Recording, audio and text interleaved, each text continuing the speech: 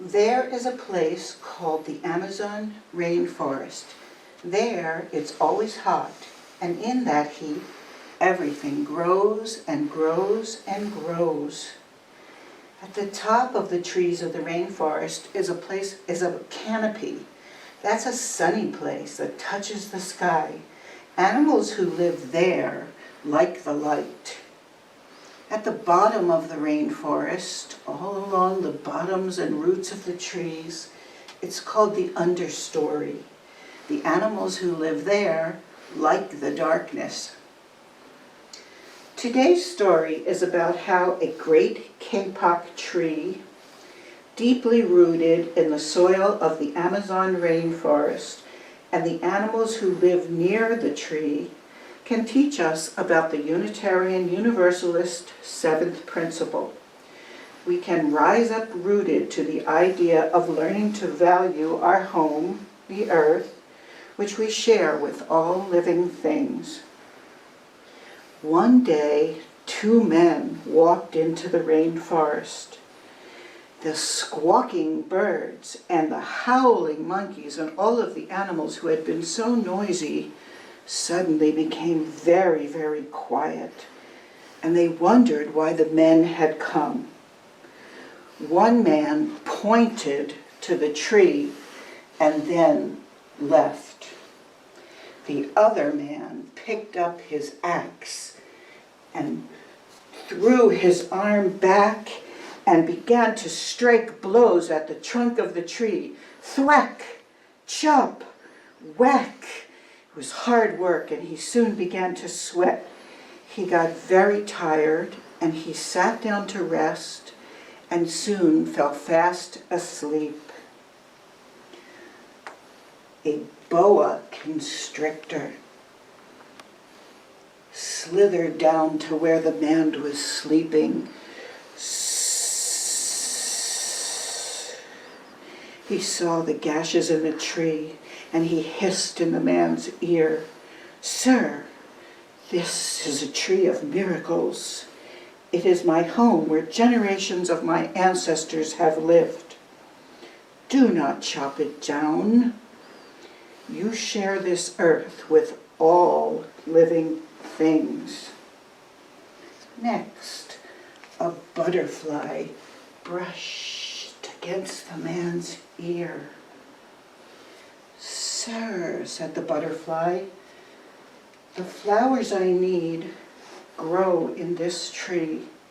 I fly from tree to tree and flower to flower collecting pollen. In this way, I pollinate trees and flowers all throughout the rainforest so that they may grow. You share this earth with all living things." And then a monkey screeched down to where the man was sleeping. He came down from the canopy and he chattered to the sleeping man. "I have seen the ways of man. You chop down one tree and then you come back for another and another.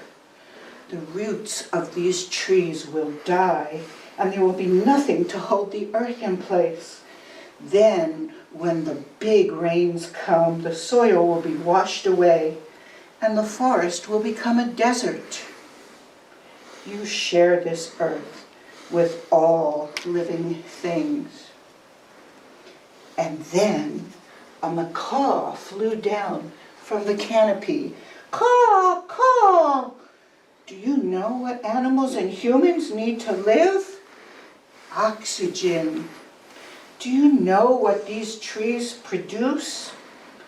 Oxygen. If you cut down the forests, you will destroy that which gives us life. You share this earth with all living things." Then a frog leaped to the man's ear.